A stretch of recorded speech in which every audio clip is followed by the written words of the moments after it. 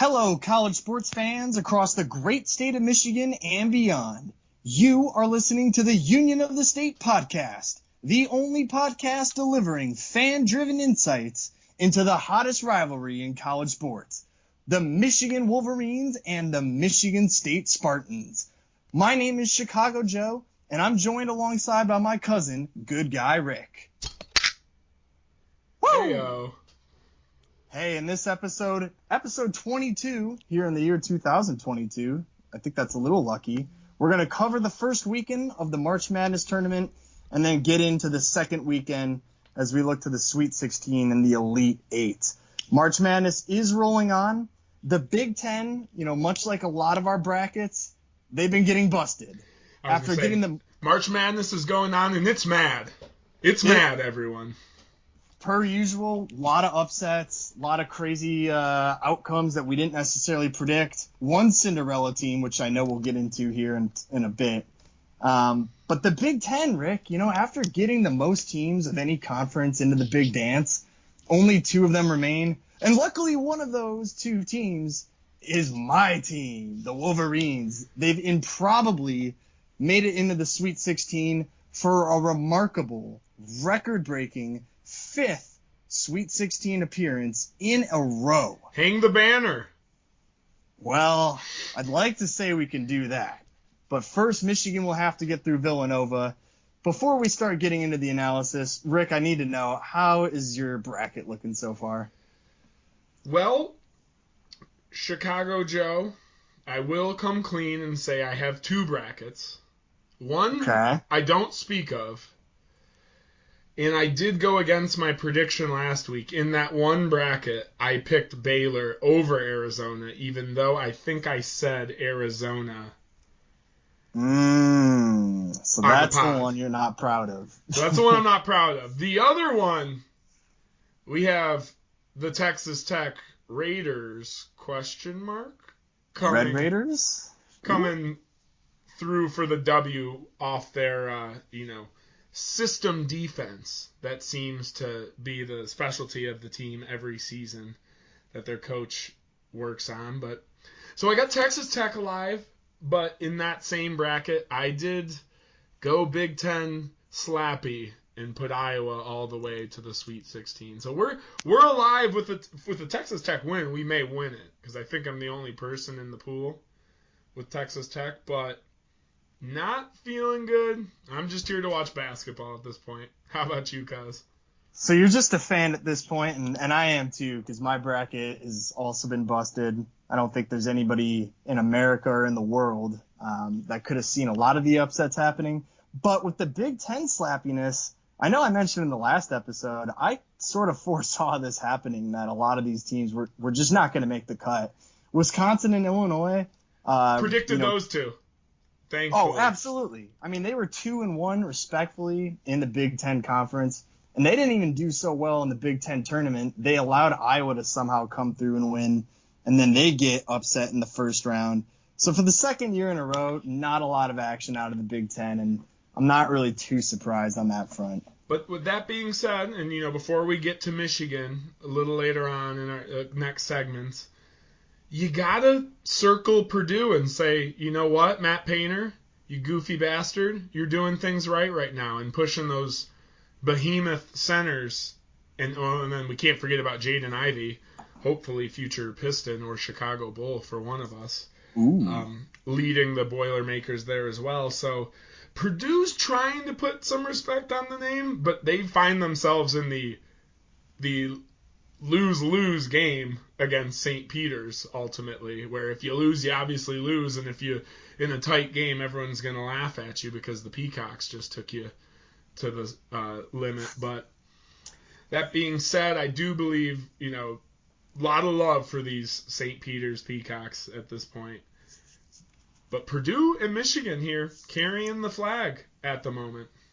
Yeah, and I would say the Texas win was very impressive. Texas is no joke. Their coach, Chris Beard, was actually the former coach of Texas Tech, who you just mentioned. He's the one that sort of pioneered that system defense, I guess, if that's what we're going to call it. They're no joke. And so Purdue was able to get that one feather in their cap. Now they're going to have to play St. Peter's, which on paper, they have the easiest matchup here in the Sweet 16. And then I would argue Michigan has one of the hardest ones with Villanova. But before we get too deep into the upcoming games, let's go back in time to the first round, the round of 64. Want to start off with you, Rick. Crazy game for the Spartans. They ended up taking down Davidson, who I should have put some more respect on their name because that game was actually very, very competitive. Wanted to first get your take on what you saw and sort of we'll take it from there.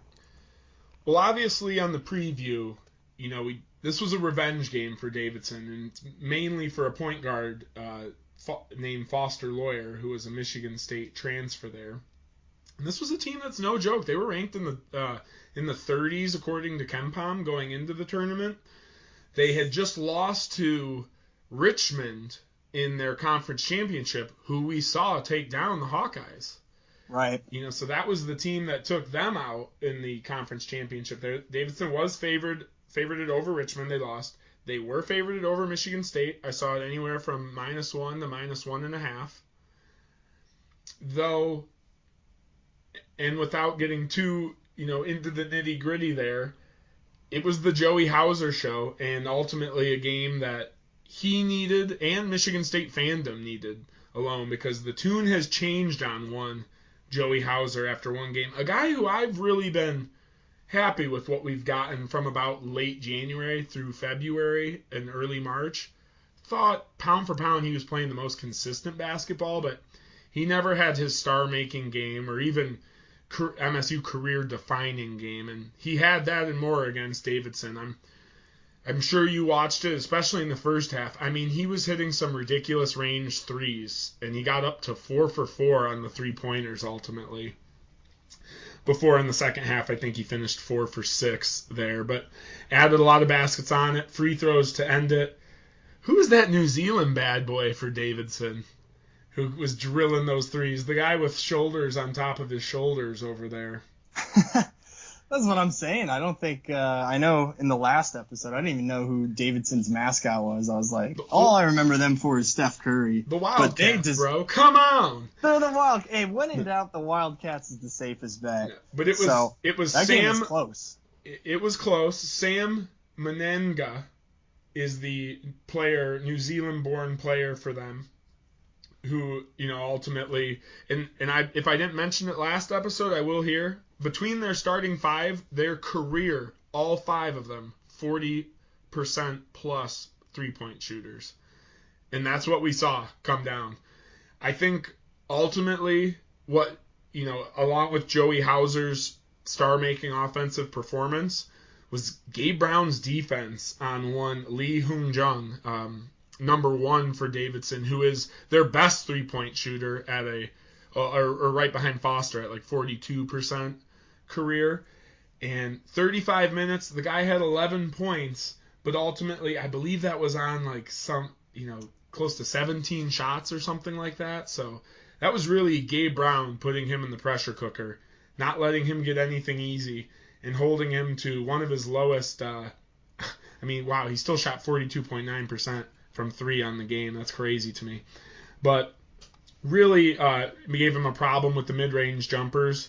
And ultimately that was, the deciding factor was defense on a couple guys. You couldn't guard them all, especially as they're all shooting 40%.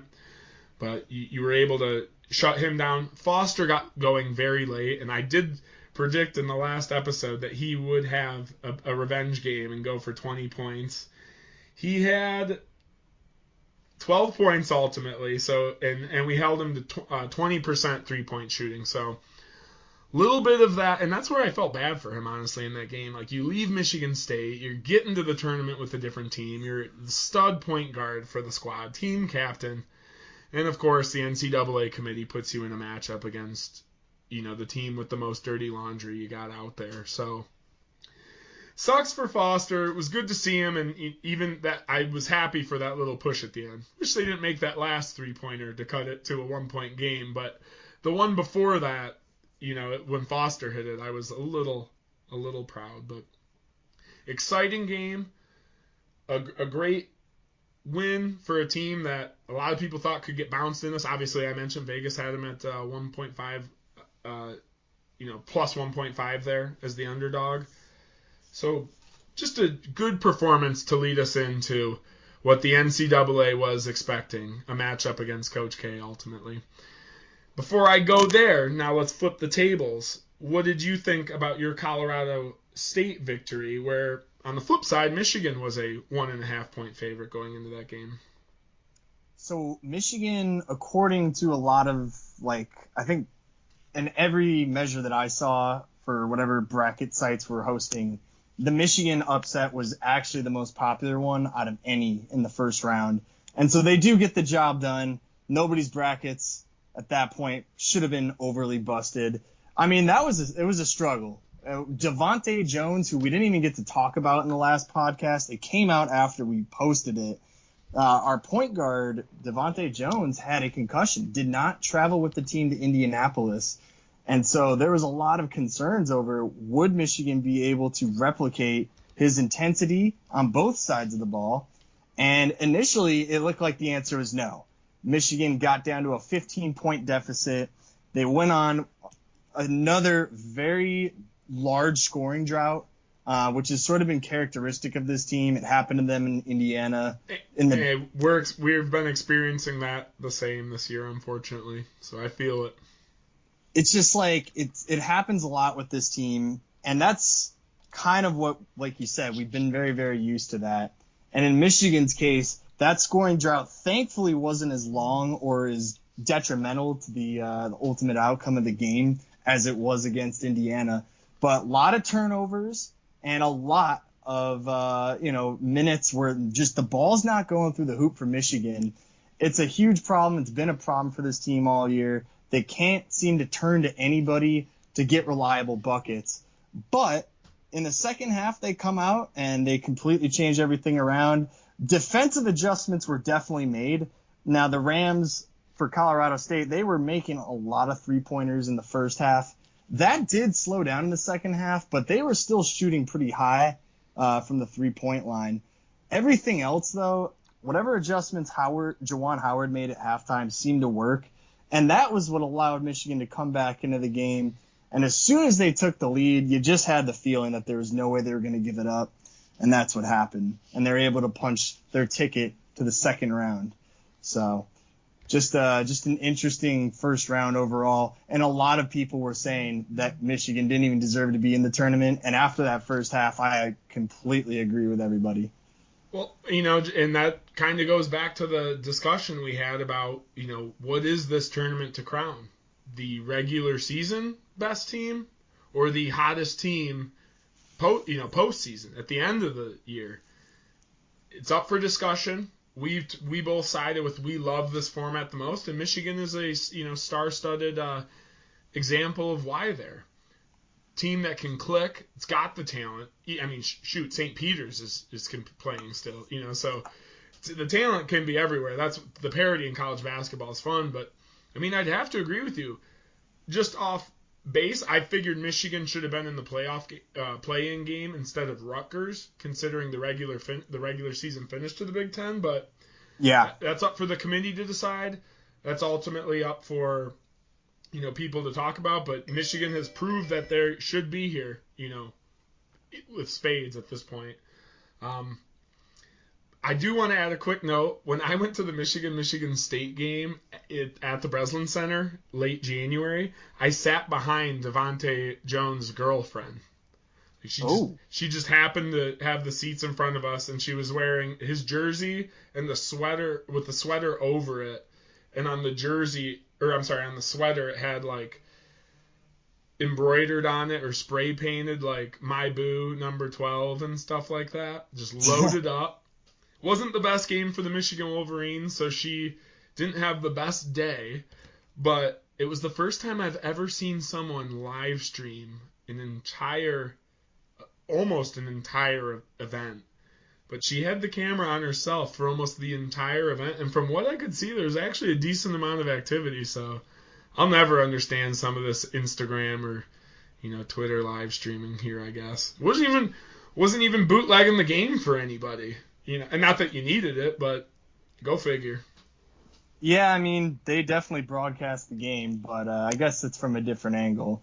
I guess before we move on to the second round, let's hear from your perspective one thing you loved and one thing you hated from the entire first round overall. Ooh, a classic Union of the State segment. One thing you love, one thing you hated. Trademarked. One thing I loved in that first game was,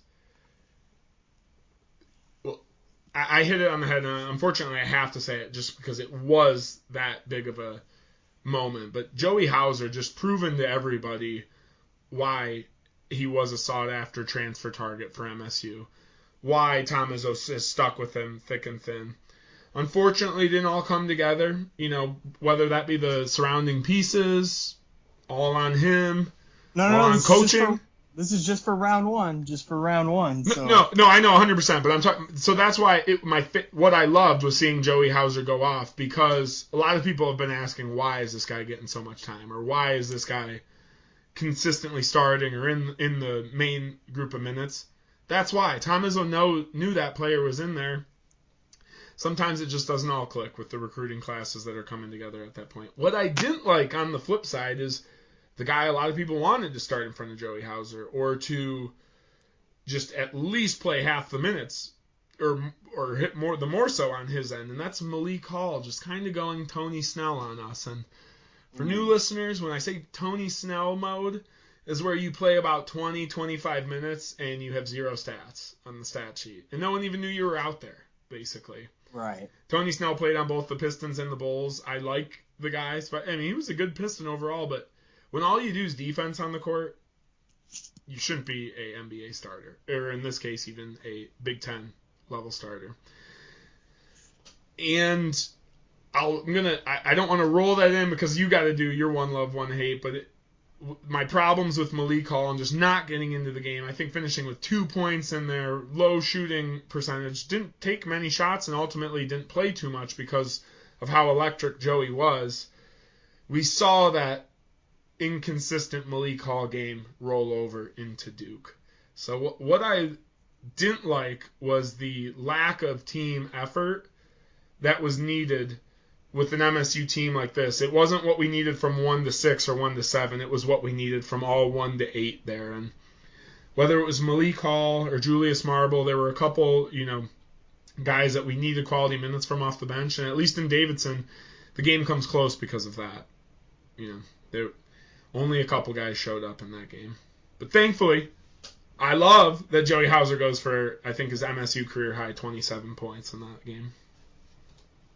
Got to show up when it matters most. So while you're keeping the one thing you love, one thing you hate just into Michigan State, I'm going to actually go a little bit further out, branch out. The thing that I love, I cannot end this show without mentioning it. St. Peter's beat Kentucky. St. Peter's is a little school in Jersey City, New Jersey. I believe there was some stats coming out that showed that Kentucky on their basketball program spends over 10 times as much. About 18 million, something like that. 18 plus million. But it's like it's a differential of to 1.8 or something like that. So that's what I'm saying. I'm not a math major, but yeah, I whipped it out there. I saw a meme similar, so I'm just trying to back you up, brother. No problem, because that's the point I'm trying to make is St. Peter's. I mean, Kentucky's spending more than 10 times as much on their basketball program, and then this little school from Jersey City, they go into overtime, and at this point I'm kind of thinking, all right, like Calipari's going to rely on his March Madness experience, and it just never came through. St. Peter's played tough all the way. I think Kentucky's still trying to figure out what hit him. St. Peter's being the team with the lowest seed, or I guess in this case the highest since they're the 15 seed, they actually made it into the Sweet 16. They took down Murray State, who's also a school from Kentucky. So love seeing the schools from Kentucky kind of get their butts handed to them on a national stage. So I'll say that that's probably what's the thing that I love seeing the most. Everybody loves a good Cinderella during March Madness season, and that upset was one for the ages. And the thing that I probably didn't like as much on the flip side was Loyola Chicago showing against Ohio State. That one, at least in my Chicago office where I work at, everybody was picking Loyola of Chicago because Ohio State's been pretty bad lately. They were also a one and done in the Big Ten tournament, kind of limped towards the end of the season. So, and I also know, my roommates they went to Loyola Chicago as well. So I had Loyola Chicago all the way. They've been known to play upset in this tournament as well. And what I hated about the game against Ohio State was just how flat they came out and played. I mean, nobody was making shots. And that goes on both sides of the ball. But especially Loyola Chicago, they were missing layups. Like, I think I counted 5 alone in the game that Loyola Chicago just missed point-blank layups that would have been able to keep the game close, or at least closer, because it really wasn't that big of a breakaway. Even going into halftime, the differential was less than 10. And you're thinking, all right, like somebody's going to come up and shoot the ball. But even in the second half, missed layups, talking wide open threes that just aren't falling. So that was definitely what I hated to see the most, because Ohio State, they're out of it now, but they were a vulnerable team even in the first round. Loyola Chicago, you mentioned it in the last episode. Bobby Valentine's brother's coaching the team, and he just looked exasperated because there's nothing he can do. His players were in good positions to make shots. None of them fell. And that just sort of was the story on their part. They weren't able to get anything going. I'm not sure if it has been broken because there's been a couple low-scoring games, but I believe that broke the record for the lowest-scoring NCAA game tournament game of all time. I mean, I'll tell you this. Ohio State finished with 54 points. I'm pretty sure on that exact same day, there were a couple teams that had put up that many points just in the first half. Like 54 for Ohio State in the entire game. There were teams that were putting up 50 in the first halves alone. And Loyola Chicago finishing with 41. Just a tough showing. And that goes to speak to the single elimination format. If you don't show up ready to play, it's just not going to happen. Get bounced. Game 1. Sorry, Drew. So we can move on to the second round now, I think. You know what, Joe? I like you going full meta there with the hate and love, throughout the tournament. I appreciate it. I had to do it, because I could sit here and talk about Michigan forever, and I will in this next segment, but wanted to at least show a little bit of love to St. Peter's, and I wanted to show love to Loyola of Chicago, and they just did not come through. So we'll take that into the second round here. I guess, should we start off with the Spartans? Played a tough game against Duke, but I guess in Coach K's last season, these Duke players are digging just a little bit deeper. I did have Michigan State going in the Sweet 16, given Duke's recent lack of success in the March Madness tournament, but they're actually going to survive and move on. And I'll leave it over to you to break it down. And, I don't want to get too much into it. I'll just give you, this is a fan-driven podcast, as my man across the phone says, yes, or sir. Across the mics here. I was proud of them. I was bummed. The dagger to the heart was when Max Christie threw that turnover when it was 78-74 at the end of the game. When we're inbounding the ball, you get a layup, you're still in 2 points with 50 seconds, or depending on how much time you take, but less than a minute. And that's a little bit of what's been happening from my man Max Christie, but he's a stud, top 20 high school recruit who I gotta believe is coming back to Michigan State. So there's another little bright side. We're gonna get sophomore Max Christie. Let's hope he can be like sophomore Gary Harris or Miles Bridges there. But yeah, awesome game. As you said, I don't think there's another team in the NCAA that has 3 players mocked in the top 15 of the NBA draft. Duke does. And it was the star show. They actually, with a little bit of help off the bench, that the guy who drilled that 3 to basically ice the game before the turnover, but once the turnover happens, it does ice that game. He's not one of their big 3, that being Wendell Moore, Paulo Banchero, and Jay Williams. I can't remember. Jay Williams. I can't remember exactly what his first name is right now. And that was really the show. And we knew that, number 15 down low was going to bang the boards, and he did. I could get mad about missed MSU layups. I could get mad about careless turnovers. I could get mad that Tom Izzo pulled Tyson Walker after he scored 8 straight points in the game. 8-0 run. Tyson Walker 8-0 run against Duke. And you pull him for the end of it. But ultimately, they put on the show that everyone wanted them to see. That set the record for views on weekend one with just over 11.3 million, something like that, watching that game. So that was a classic matchup that did live up to the hype. I think the difference, and Izzo laid it out too, was after the fact that when Duke got down, they didn't just start heaving threes like they did against North Carolina in Coach K's finale there. They pushed the ball down low, got fouled, got some and one opportunities too, the old-fashioned three-point play. And that's really what bit MSU in the end there, was great teams would pull that win out against superior competition. Good teams, unfortunately, can falter under the pressure. And the pressure put on by Paulo Banchero and Wendell Moore was too much, along with Williams down low. And the bench players. Overall, good game. Happy to see MSU push. Hurts me because it was there for them to take. Whether that's me being a full-blown Spartan slappy or what, but, Gabe Brown's missed dunk in the first half, couple missed putbacks in the second, the one Duke possession where there's 3 straight fouls on MSU where it barely looked like they played basketball in between fouls 2 and 3. I don't even know how they called them.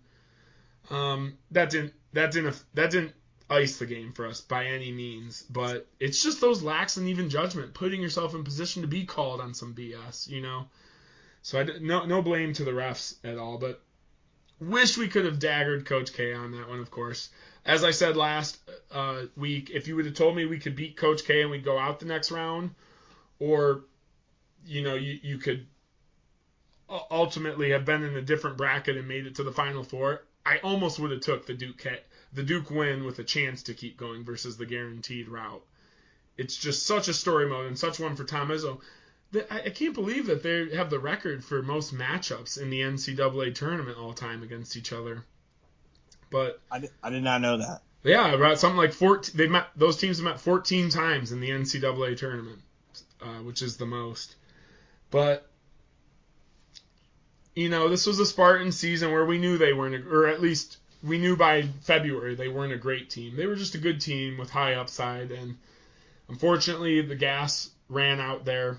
I will end just on the high note. Marcus Bingham and Gabe Brown.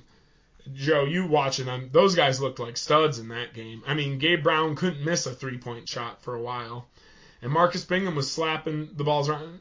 Williams took it to him a couple times, but overall, Bingham had a couple three-pointers, had some good moments. Those guys who really needed, along with Joey Hauser in the game before, the 3 seniors there really needed something to kind of put an exclamation point on their Spartan career. And I really think if they all go for pros or go play overseas, it was a really good game to end on for them. So some sour grapes, but mostly just, happy to see the team compete in a big opportunity and not falter like so many other games with less on the line before. Yeah, it's always unfortunate to lose, but they had their work cut out for them in that game, and like you said, maybe if a couple shots go the other way, Michigan State's able to make some more plays. Never know. I mean, I did have the Spartans actually winning that game. I think the fact that both of those teams have met so many times in the tournament is a testament to the greatness of both of those programs that both Izzo and Coach K have been able to put out there. Those teams are consistently deserving of the national spotlight. Yes, sir. So on the flip side, let's take it to the Saturday game, working our way backwards there, where Michigan took it to number 3 Tennessee, and we have a Tennessee coach that now finds himself, I think, never getting outside of the first round. Or was it First never weekend, making it to first the weekend. Sweet 16? And that's why I had Michigan winning this game in my bracket. But even I'll admit it was a little bit of hubris and a little bit of bias. But that has definitely been the story of Tennessee. They just haven't been able to put it together when it comes tournament time. And you could say that for a lot of teams. Of course, it's hard to do. You know, I'm not going to argue here that Izzo should be the, only Mr. March, but the only reason that he's had that title, or at least people think of him in that regard, is because this is not something easy to do for long stretches of time. It's not. And thankfully, I mean, Michigan, even under all those years under Beeline, they were never like the Big Ten regular season champions. They won the Big Ten tournament a couple times. But Beeline's claim to fame was that when it mattered most in March, the team seemed to click and it seemed to play at a higher level than anybody would have ever predicted based on the regular season performance. And that's exactly how this team currently feels. Michigan came in with their record at 17-14, just 3 games over. That was probably the worst record in the actual tournament. I believe and this it team, was. I mean, it had to have been, because even though they played a really, really hard schedule in the regular season, they didn't turn it on in the Big Ten tournament. They sort of crept in. A lot of people were criticizing where Michigan was, but that's all said and done. I would say, looking at this game against Tennessee, it was easily the best game that they'd played all year. Easily. I mean, there was no denying it. Michigan gets off to a quick start with a couple 3-pointers, and they have a 10-2 lead, right? So they're up by 8. That was the biggest lead the entire game until free throws for Michigan took it over at the end. The score should not deceive you, Rick, even though the final score was 76-8. I mean, even that is only, 8 points right there. That just tells you how close this game was. Michigan was down for the majority of it, and they continue to find ways to come back. Their resiliency should not be understated in this game. I thought I should do this just because I don't know if this is the last win I'll get to talk about for my team this season. But I wanted to go through every player on our team and just give grades real quick, because everybody, with the exception of a couple, really brought their A game to this one. We did have Devontae Jones back, who, like I said, was concussed for the first game. But he ends up only playing 1 quarter until he goes out with a wrist injury. So he was kind of a non-factor. And you know who's been stepping up for us the most is Frankie Collins. If you look at the stat sheet, he's only got 2 points, but he played 30 minutes, and a lot of the defensive efforts that he put in for this game won't show up on the stat sheet, but there's no denying that he makes a marked difference on defense. People have a hard time driving past him. They're really not able to get any inside penetration when this guy's out here. But I guess I'll start from the good and go to the bad on our teams. The best is obviously Dickinson, and I won't go into too much because obviously, as we know, he's absolutely crucial to this team. He was drilling 3-pointers early on in the first half, and then as the second half went on, he's beating them down low in the paint, getting a couple and ones. He's making, he goes 3 for 5 from beyond the arc. He's 8 for 13 overall, 8 for 10 from the free throw line, 11 rebounds, and 27 points. There was a point in the second half, Rick, where Dickinson was, I think, only 2 points off from being half of the output of Michigan. I mean, that's how important he is. He's literally half of our offensive points that are being scored. So he gets an A+ per usual. You don't have to tell me. I don't need to. Because I see when you guys come against Michigan State, it's Hunter Dickinson and the rest sometimes. And I think every team in the Big Ten knows that. This guy is so integral to our team, and he's kind of turning into a little bit of a bad boy too. I mean, he's screaming after every play. He even took a shot at Wisconsin, which I want to pull up the quote. He was calling them the team down in Madison, the red and white team, and then he goes on to make a dig at Wisconsin. As people will remember, Wisconsin was the team that Juwan Howard had that altercation with. He says, Dickinson goes, I heard those NIT chants from those fans, but they're going to be the ones watching us on Thursday back at their cribs. Which is kind of like, he is the heart and soul of this team, not just from the standpoint of talking smack or whatever, but he's certainly backing up on the court. So, sorry, that was a little bit longer. But I can't say enough about Dickinson, and everybody knows that. The biggest A-plus and surprise for me in this game was Eli Brooks. He played nearly every minute of this game. Earlier on in the season and on a lot of these episodes, I've been really hard on Eli Brooks. I was saying that the reason this team didn't meet their preseason expectations and haven't lived up to the hype was because Eli Brooks is not providing the senior leadership that you need. Which I didn't agree with, I want to add. I mean, you don't have to agree with me, but I know. If you want to agree with me, Rick, in the Union of the State tradition, this guy... No, I'm here for it, but I couldn't put it all on Eli Brooks because I see him work hard. He's been working hard, and finally this game, it showed the output that we've been looking for. He ended up putting in 23 points, drilled a couple three-pointers early on. He's always pretty much guaranteed from the free throw line, and he was making a lot of really crucial shots, including a hook shot at the end that basically sealed the deal. After that hook shot that he made in the final minute, there was really no opportunity for Tennessee to come back, barring something catastrophic. So I'm happy for him. He's the MVP besides Dickinson, in my opinion, because he was able to put it all together and finally have the game that people were waiting for him all year to do. And I can't help but feel, because he's the senior, he's been on a lot of teams, both under Howard and Beeline, that have gone quite far in the tournament. Got to think that he's got something that we don't see, Rick. He's got the experience factor. So he gets an A-plus for me. Just a huge game from him. He deserves it. I would say Diabate, he puts in 13 points, but he got 3 blocks. He's getting rebounds. He's becoming he's a good contrast to Dickinson. Or I shouldn't even say contrast, but he's a good partner to Dickinson. They both can get down there in the paint.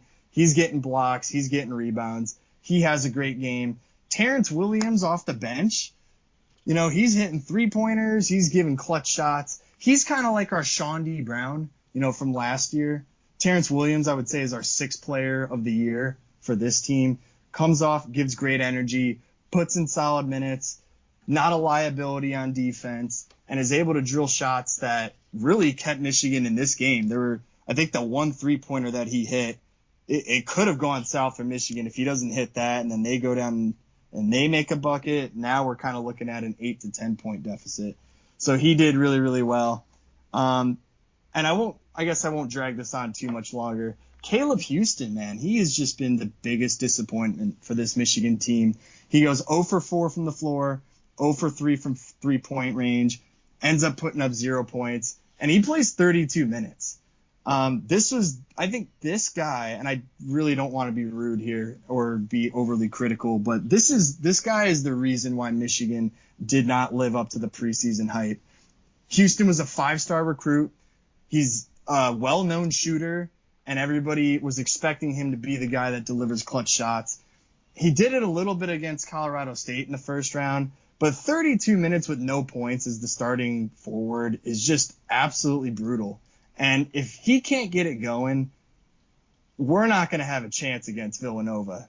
Everybody on this team has to basically maximize potential in order to win, and he just didn't bring it for this game. He is becoming a liability offensively, and it's a shame because as a freshman, I know that as a 5-star freshman especially, there's so many expectations, Rick. Everybody's expecting you to be that guy. He just never once – he's shown some flashes that he has that potential, but he did not bring it at all against Tennessee. So all the credit goes to the other guys. They played tough. They were resilient. They got the buckets when they needed them. And I think going forward, as we look to Villanova, he's got to step up, Houston that is, and be a bigger influence. The good news is the big length and the big size of our guys like Dickinson and Diabate, they contrast well with the slashy nature of Devontae Jones and Brooks. They're going to be the ones that are causing other teams problems. The Big Ten is very, very big, as we all know, and Michigan, they have some big guys as well. Dickinson is no joke. Diabate is getting a little bit better. He's just a freshman as well. There's a lot of nice, positive things to look forward to. Michigan's size will give them an advantage deeper as we go into this tournament. So I'm going to look forward to them continuing to put the pressure on some of these more undersized teams. But otherwise, I mean, Houston has just got to step it up. And who knows how Devontae Jones is going to be. Hopefully Eli Brooks can keep the consistency going. He's been inconsistent this year, but nobody's been more inconsistent than Houston. No. It's becoming a problem that is just more and more unavoidable. And Eli Brooks, he's inconsistent like Joey Hauser's been inconsistent over the last 2 months. Does a lot of the little things right that you don't celebrate, because setting picks, making good passes, and ultimately just playing defense is the expectation. And that's what Eli Brooks brings to the table every time, in my opinion. It's that X factor when you can go shoot above 50% from the three-point line for a game, or not miss your layups, or just be cutting to the rim and getting to the free throw line. That's the difference between the good and the great, senior players. And Eli Brooks teeters that line in Michigan's favor, a little bit more so than some of the Michigan State senior leaders had. I guess. And then, sorry, just not to attack them too much, but also not to back up the players too much. That's the coaching. There's a reason Tom Izzo had long been, and I'm not even talking the last 5 years, but the 10 years before that, 15 years before that, he doesn't go for the one and dones or the big guys. That's because he's looking for his guys, ultimately. And not to say Caleb Houston isn't a Juwan Howard guy or can't be a Michigan guy. Michigan man, if you will. But it's going to take some time to put those puzzle pieces together, at the very least. And, again, not attacking the coaches for saying that they're not able to meld it all together and make that chemistry work, because that is on the players as well. But then, too, I get it with Caleb Houston and Max Christie are both our highest rated recruits. And at least for us, Max Christie defensively, we know it's there. I don't watch enough of Michigan day in and day out to know how Caleb Houston's defense is, but we've both been wanting more, respectively, from our fan bases, from the offensive side, from these guys. That's a fair point. And just to sort of round out our coverage here, Michigan with 15 turnovers. It's another huge problem with this team. It's something that has really been able to hinder them and at times contributes to their long scoring droughts. And that's sort of expected when you have this many, it's a very young team. And that's sort of expected sometimes when you got guys that are maybe playing a little too fast. They're not necessarily comfortable yet with the speed of the game. And Houston especially has had issues with turnovers. It's definitely something that needs to be noted. The only other thing I'll say is Juwan Howard, you can say a lot of things negative about him this year, but he's been able to make some adjustments that have kept Michigan in the game, both of these games. And in both games so far, Michigan has dominated in the second half, allowing them to overcome deficits that they've gone into halftime at. So those adjustments are being made from a coaching standpoint. And at the end of the game, there was that scene where Howard is sort of consoling the Tennessee player. I don't know if you saw that. His name is Kennedy Chandler. I've seen the media try and rewrite the Juwan Howard post-game, character lately. That's what I was going to say. It's some good PR for him because he's gotten a lot of flack this year and a lot of deserved criticism without a doubt. But if you ever notice at the end of most of these games, Juwan Howard is always dapping up some player on the other team and having a conversation with him. There's still clearly a lot of respect for him in this game, not just at the NBA level, but even at the college level. And I think that said a lot. A picture's worth 1,000 words. People still respect him. They still look up to him. And I have to give him credit for the adjustments that he's been making at halftime to make sure that Michigan doesn't just wilt away. And without a doubt, they're going to need him to concoct a good game plan to take on Villanova. Of course. He's in there with those group of coaches. Let's not leave, Martelli out of any love here. Oh, no. Definitely don't want to discount what he's done. And without his efforts... It's the group, without his efforts with Howard suspended, who knows if they even make it to the tournament. They had to get that big win against Ohio State, and then they beat Rutgers. So those were definitely, instrumental, pivotal moments to this season. The coaching has had to make a difference when sometimes the players that you recruited, the 5 stars, don't necessarily live up to the hype. And, like on my Max Christie glass half full, you're probably getting another year of Caleb Houston. I don't think it's a wise move for him to go pro. He's still mocked in second rounds, but a lot less of a leeway to learn on the job in the NBA or the G League than a sophomore in college. Now, if we're talking sophomore to junior year, it might be more of a, you got to go, well, you're still considered a young guy. But as a freshman, I just think it would only benefit Caleb Houston going back to Michigan. And what I'm sure Michigan and Michigan State are both adding good to great recruitment classes now. We know both, especially Michigan, but both teams have been active in the transfer portal in recent years. So it's reload. And, for Michigan too, you're, not done firing. They're not done yet. If anybody was going to go after their freshman year, it would have been Dickinson. There's nothing that Houston's shown that shows me that, number one, he really can't seem to play competently at the college level, so I don't understand how we're just supposed to expect him to be a superstar at the next level. Well, NBA offices, front offices, put it in their mind that they could do better jobs coaching and or strength and developing players than colleges can. So they still see him as like, we'll get our hands on this guy, be under us for 2 years, and now he's 21, 22, coming out with 2 years in the G League. That's where I don't like it, though. This is why guys like Xavier Tillman have fallen late in drafts. Not to just keep it to Spartans, but obviously Draymond Green there. Seniors are looked down upon. Even juniors are looked down upon coming out. But I think it would really be smart for Caleb Houston to come back another year. I'd agree with that. Well, I won't do too much analysis into the next game. Yeah, let's get into it, Joe. No sour grapes, like I said. How are these Michigan Wolverines going to take it to, in what's a revenge game, I might add, the Villanova Wildcats? Why does everyone name Wildcats? Told you. That's the most common one. Fucking cats. We definitely have our work cut out for us here. Michigan, as I've said, is going to need everybody to show up, and that includes Houston. And it's going to be an interesting matchup because I think Villanova they're kind of a 3-point heavy team as well. They got a lot of nice sharp shooters. So Dickinson's going to have to do what he does in the paint. Hopefully we can continue to get the 3-point production that we've had, at least in the second halves of these games so far.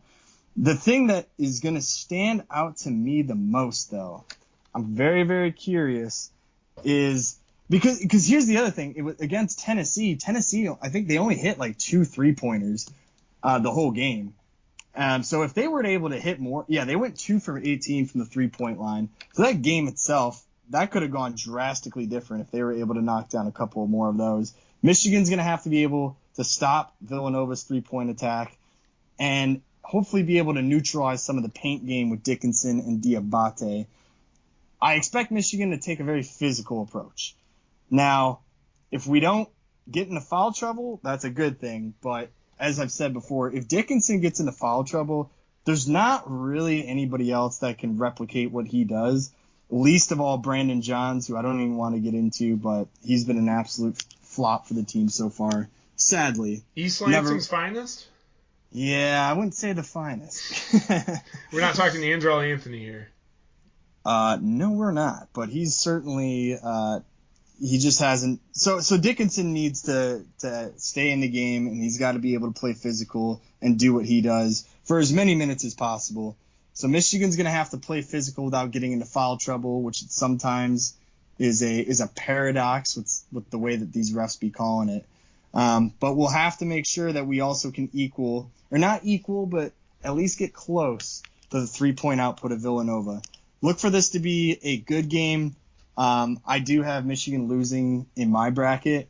And if we get Devontae Jones back as well, who knows? I mean, Michigan loves to play fast and up-tempo. It's a pretty young team. They love to do that stuff. Villanova under Jay Wright, they're typically like a 4-year institution where players stay for a while. I'm going to be most looking at Colin Gillespie, their guard, and even Justin Moore. I mean, these are solid guards that can absolutely ruin the game. Just going to hope from my standpoint, that they don't have another one of those crazy first halves where they make every single three-pointer like they did in 2018 in the championship game against us, because that game was over before it even got started. If that happens here with Villanova's three-point shooting, as I've been mentioning, it's over. If Michigan's able to keep it close, they don't allow them to get hot, and we make some of our own, I think that the difference maker at that point is going to come down to our big men. It should be a good game. I still have to say that we're losing, but I'm really, really optimistic that it's going to be a lot better of a matchup than it was 4 years ago. 6-9, Joe. And no, I'm not talking about one of our favorite numbers for different reasons, but 6'9" is the tallest player on the Villanova basketball team that will be going up against Hunter Dickinson this week. Wow. What do you have to say about that, Joe? And why am I crazy for picking the Michigan Wolverines over here in the upset? I wouldn't say you're crazy for picking the upset, and that's part of my whole point, is that Michigan, along with a host of other Big Ten teams, they have a lot of size and they're big boys. They're able to dominate down low, but this is a three-point game now. That's how the game's progressed. So Michigan really does need to halt the three-point scoring offense, and if they do, that will allow our team to shine a lot more, because there should be a clear advantage down low in the paint. My favorite player on the Michigan squad is Diabate. I just like his athletic prowess in the paint and ability to move in on pick and rolls. And then Hunter can step it out to the 3-point and allow Diabate to kind of, take the lead down there. So I do think Michigan will get the 3-point ball rolling. This is college basketball in the end of the game, or the end of the day, so Villanova can go cold. I wonder how their shooting has been on the year from a standpoint, but something in my gut is just telling me Michigan will get to the Elite Eight and put all the chips down. Yeah, I mean, against Ohio State, Villanova, they only win by 10, and it was kind of a game where the outcome really wasn't in doubt, but it certainly wasn't a dominating blow-away game. This should be a great matchup. I mean, this is a rematch of the 2018 championship game. There's not a lot of players that remember that. I think Eli Brooks would be the only one that was still on that team at that time, maybe Brandon Johns. So hopefully they're going to be able to bring some of that fire and energy, and we'll be able to see how this one turns out. But really looking forward to it. And overall, just very proud of the Wolverines for exceeding expectations and making, as I said, the 5th straight tournament where they've gone to at least the Sweet 16. That is a Big Ten record. That is why you don't cheer against the boys in blue. And I'm not talking about those boys in blue, the Wildcats. I'm talking about the Wolverines, baby. Go blue. There we go. A little bit of a step up in coaching as they take on Jay Wright. Rick Barnes' career in the NCAA tournament was at 25-26 now after getting that loss, where Jay Wright, with a very respectable 31 wins, and 15 losses in the NCAA tournament. Just to end the podcast with a little bit of MSU love, let's put it all into perspective against Coach Tommy Izzo. Been a head coach for less time than both of those guys, and he sits at a 53-23 NCAA record there. So,